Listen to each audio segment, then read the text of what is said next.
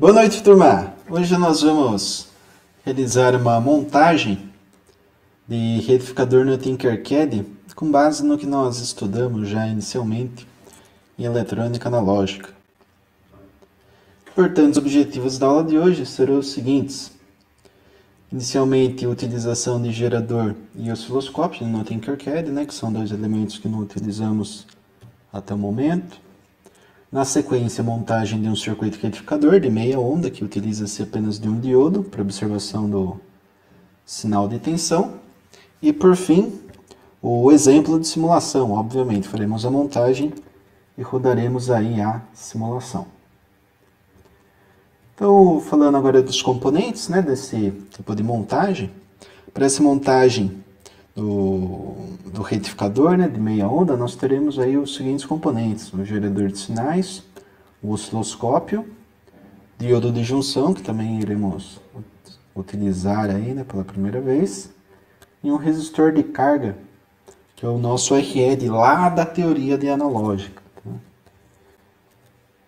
Então, aqui partindo para a seleção de componentes no Tinkercad, nós temos que buscar inicialmente diodo. Então, digita diodo, vai aparecer o símbolo real do que seria o componente, tá? Então, o componente tem essa aparência, onde essa parte com um fio aqui, com uma linha cinza, seria o catodo, ou seja, a parte negativa, e onde não tem nada é o anodo ou parte positiva.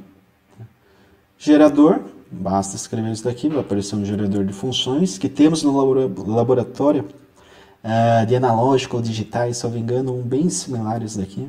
Tá? E o osciloscópio, que não tem muito segredo, o nosso querido osciloscópio analógico, para que todos possam observar aí a forma de onda e contar quadradinho, que é a forma de tempo e tensão. Isso daí vocês já viram no laboratório com o Diego, provavelmente, Então, a montagem do circuito retificador ele é muito simples, esse procedimento. Vai se pegar aqui o gerador, conectar o vermelho com o vermelho da placa de protoboard, para fazer a conexão da fonte, negativo no preto, positivo com positivo, negativo com negativo, não tem segredo. No osciloscópio vai conectar o negativo no mesmo negativo do gerador, que seria essa linha preta. E daí na linha vermelha posicionaremos o anodo do diodo. Catodo vai ser conectado ao resistor. O resistor vai ser conectado nessa linha preta aqui, que seria o negativo, do outro lado da placa, que eu vou referenciar para o negativo também do nosso gerador e do osciloscópio. Perceba que o probe vermelho do osciloscópio está entre catodo e resistor. Então, nós vamos observar a forma de onda na carga, no nosso RL. E aqui eu coloco as parcelas do circuito. Nós temos a parte referente ao circuito retificador de meia onda, que é basicamente o diodo. Temos a alimentação, o diodo e a carga. Eu já disse aqui, a parte final aqui é a carga resistiva, que vai ter basicamente a forma de onda retificada pelo diodo. Então, todo o circuito retificador de meia onda não tem transformador, não tem outro diodo, apenas um diodo. Tanto que esse diodo aqui ele é conhecido, além da nomenclatura de tradicional de diodo de junção, ele é conhecido também como diodo retificador, porque só ele já é capaz de criar um sinal de corrente contínua pulsante, com momentos onde não há continuidade de corrente e tensão, mas enfim, é uma corrente contínua já, não apresentando aí sinais de tensão negativo na carga. Então, apenas com diodo já é possível fazer essa conversão, conforme estudamos de forma mais detalhada lá na aula de eletrônica. Então, aqui falando agora da parametrização do gerador. O gerador ele deve ser parametrizado, e para isso é necessário clicar sobre o gerador para mudar as suas características técnicas. Então, as características aqui nós temos o nome provavelmente vai vir com o número 1, muda aí para fonte, só para vocês terem essa definição, que a alimentação do circuito é a fonte, o gerador de sinais. Aí outra coisa, o gerador, quando começar a simulação, ele vai estar numa forma de onda indefinida. Então, deve-se selecionar a segunda opção, no qual nós temos o sinal senoidal, e esse sinal senoidal vai apresentar uma amplitude e também um nível DC, tá? Que se chama aí de deslocamento ou offset. Nós não iremos utilizar o nível DC, por quê?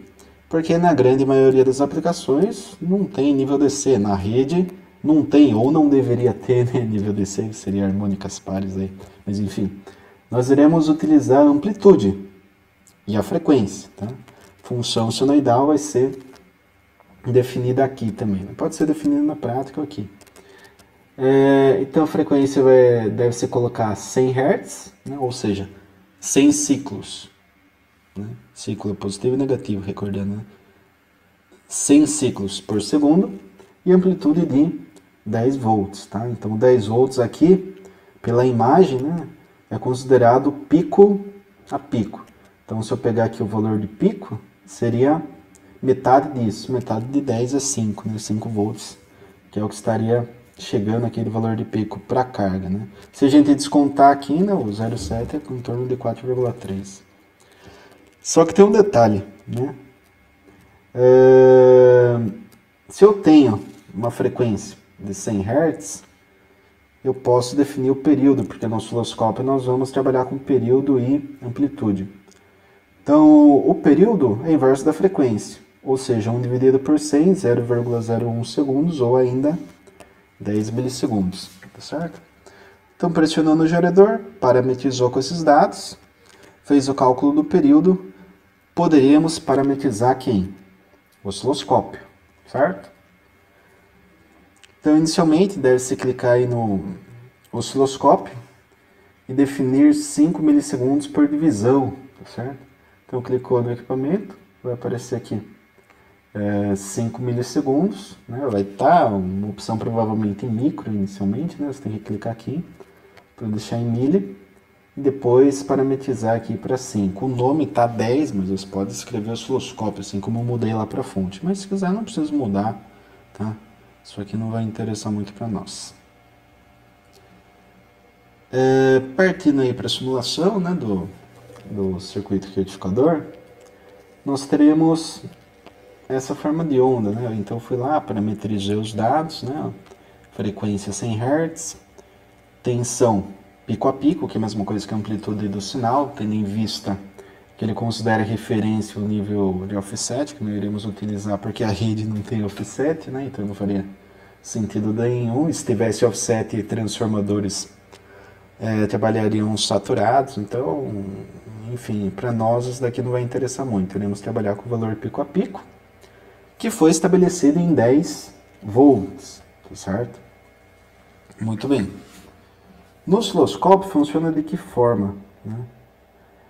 Em função da tensão colocada aqui na entrada, ele vai definir automaticamente essa tensão por 10 divisões, né? Então nós temos 10 volts por 10 quadradinhos aqui na vertical.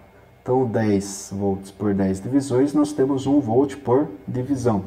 Portanto, cada quadradinho vale 1, beleza? Então teremos o seguinte, ó. Ao observarmos aí o display, pode-se contar 4 quadrados inteiros e 1/3, sugerindo, portanto, aí uma leitura de 4,3, né? 4 inteiros mais 1/3. 1/3 é 0,3. Né? Então nós temos aí 1 quadradinho, 2 quadradinhos, 3 quadradinhos, 4 quadradinhos e 1/3. Exatamente, é a leitura que nós temos no osciloscópio, certo? Então na vertical 4,3. Faz sentido? Essa é a pergunta. Faz, né? Todo sentido, aliás, sentido absoluto, pois 4,3 mais a queda do diodo, que é 0,7, crava 5 volts. E 5 volts é o que nós temos. Né? Se desse ponto aí, se é 10, na metade aqui da onda, o valor de pico, né, que seria referência a 0, com relação ao eixo, né, nós teríamos aí 5 volts. Então, 5 volts positivo, para baixo do que seria o eixo do tempo aqui, 5 volts negativo, totalizando 5 mais 5, 10. Né? Então, 5 menos 0,7, 4,3, preciso. Tá em cima. E para vocês terem noção, né, do que eu estava falando lá, estudamos de forma teórica, né, o retificador de meia onda, na prática é para parecer exatamente assim. Tá? Então, se eu alimentar o circuito com 5 volts de pico, não vai dar 5 quadradinhos inteiros porque tem a queda do diodo. Mas, se eu estivesse alimentando, por exemplo, com 100 volts, pô, não ia dar 100, mas ia dar 99,3. Esse 0,7 iria representar para a gente 0,7%, né, de perda aí na retificação apenas com o diodo. Aqui, essa parcela ela já é bem representativa, né? Porque nós temos aí uma perda que é quase em torno de uns 14%, né, de perda mais ou menos. Então nós teremos aqui uma perda de 14% do nível de tensão que estaria chegando na carga se não houvesse a queda no diodo. Então perceba, se eu aumentar o nível de tensão para 100 volts, eu perco 0,7%. Como estou trabalhando apenas com 5 volts, e o diodo vai ter aquela queda de condição direta de 0,7, eu vou ter uma perda de 14% do nível de pico da tensão na carga. Né? Então, para aplicações em baixíssimas tensões, talvez aí o diodo de germânio, que tem uma queda de entre 0,2 e 0,3, ele fosse mais interessante, né? Porque na junção PN vai ter essa diferença de potencial, não tem como fugir, né? Chamaram em algumas literaturas, inclusive, de V-gama, né? Tensão aí de região de cargas espaciais, ou barreira de depleção, barreira de potencial, como queiram aí, né? Então nós temos aí essa perda de tensão e, obviamente, né?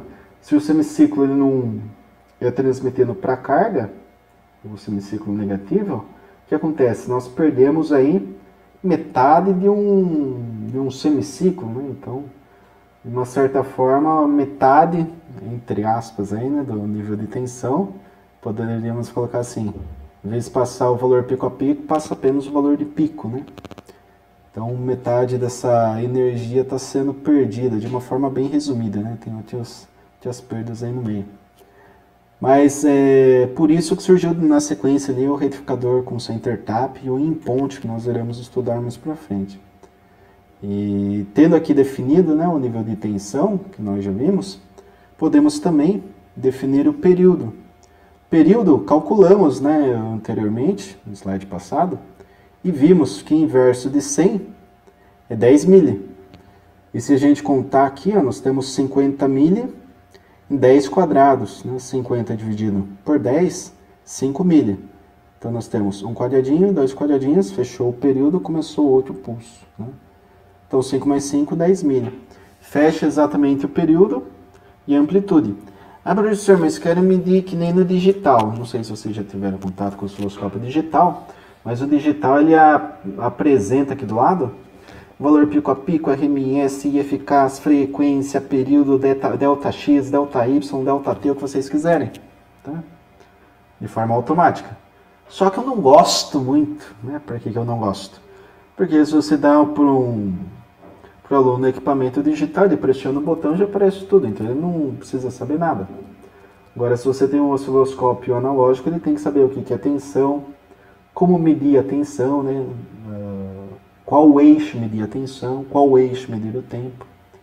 Então o Tinkercad concordou comigo disso daí e sugeriu apenas, brincando, né? Sugeriu apenas o osciloscópio analógico, tá certo? Então o circuito é bem simples, né? Não tem muita complexidade. Na aula de hoje a gente vai ficar apenas na observação de forma de onda, obviamente, né? Tem a possibilidade aí de verificação de nível médio de tensão, corrente, o consumo de potência está relacionado aí à carga de saída, né? Se é resistiva, se é indutiva. Ah, se é indutiva, daí tem a continuidade de corrente também, né? Engraçado, isso daí foi algo que eu testei semestre passado. Foi interessante, porque eu projetei uma fonte que seria o quarto projeto. Nós temos aí primeiro, segundo, terceiro projeto. Andei pesquisando, vi que não tem muita possibilidade de trabalhar com o Tinkercad, né? Até porque no segundo já teve aí uma redução de eficiência, né, digamos assim, em termos de simulação, porque o simulador Astava não funcionou de forma coesa. Daí eu fui buscar mais informações sobre o aplicativo e vi que ele é bem limitado mesmo, inclusive não tem tiristores de potência. Então o projeto 3, que seria um dimer, né, que é aquele carinha que controla a velocidade de ventilador, que controla a intensidade luminosa de lâmpada, né, a gente teria esse projetinho, mas não dá para simular no Tinkercad. Então eu já estou adiantando um pouco do conceito para o quarto projeto. E esse quarto projeto ele é capaz aí de controlar a velocidade de um motorzinho de corrente contínua, tá? Até 1 ampere. Então é bem interessante, fizemos o teste no semestre passado. Controlou bem, a única questão é que é necessário um freewheeling, né?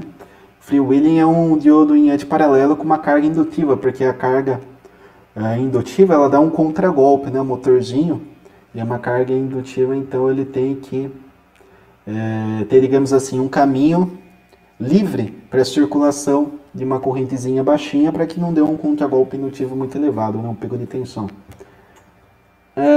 Então é isso, turma. A aula de hoje vai ficar em cima de formas de onda, inicialmente. Iremos trabalhar na evolução, né, dos circuitos retificadores.